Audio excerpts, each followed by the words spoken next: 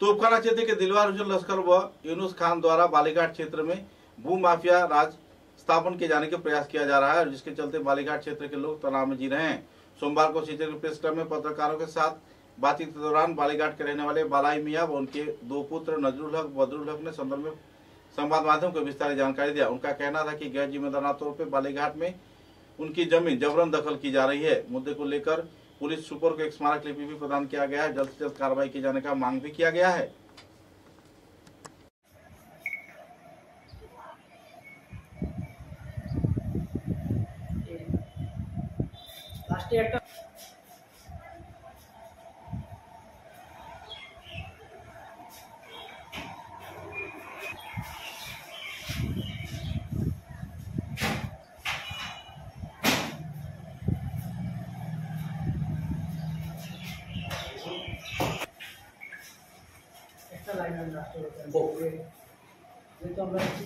আমার নাম নজরুল হক, আমার বাবার নাম বালাই মিয়া, আমার বাড়ি হচ্ছে বালিঘাট।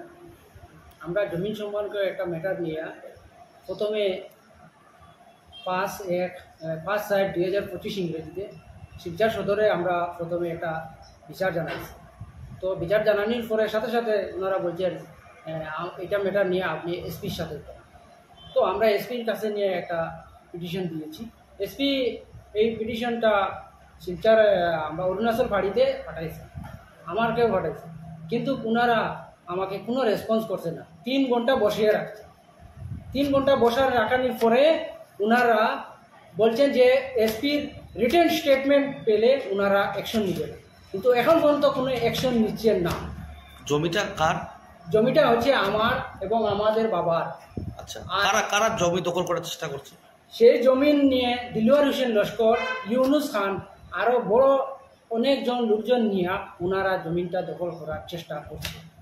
এবং এই জমিন নিয়ে পয়সা খেয়ে পুলিশ 2022 ইংরেজিতে বলেছে যে এই জমিতে বাউন্ডারি আছে, ভুয়ার রিপোর্ট দিয়েছে। সেটা আমি এসপি স্যারের কাছে বলেছি, বলার পরে উনি এই কথার বিরুদ্ধে এগেনস্টে কোনো কথা বলছেন না, উল্টা আমাদেরকে আরও হেরানি করেছেন, তাড়িয়ে দিয়েছেন। আমরা কোথায় গিয়ে বিচার পাবো? এইটা প্রশাসনে আমাদের কোনো সহযোগিতা করছে না এবং আমরা ভুক্তভোগী হইতেছি। এটা বিচার চাওয়ার জন্য আমরা হেমন্ত বিশ্ব শর্মা স্যারের দৃষ্টি আকর্ষণ করছি এবং ডিসি স্যারের দৃষ্টি আকর্ষণ করছি। আমরা উপযুক্ত বিচার চাই, যেহেতু প্রশাসন পাবলিককে সেবা করার জন্য বসে আছে। ওনারা কি করছেন আপনারা কাছে আমরা এটাই ধরে বসেছি। আর আদালতে মামলা হয়েছে এই বিষয় নিয়ে?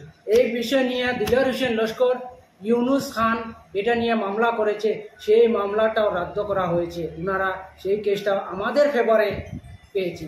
এর কারণে ওনারা অনেক ধরনের হেরানি করেছে, আমাদের গড়ে অ্যাটাক করার চেষ্টাও করেছে। আমরা গড়ে থাকতে পারছি না। প্রশাসন কই, আপনারা কি করছেন? মারা যাওয়ার পরে আপনারা বেরিয়ে আসবেন না।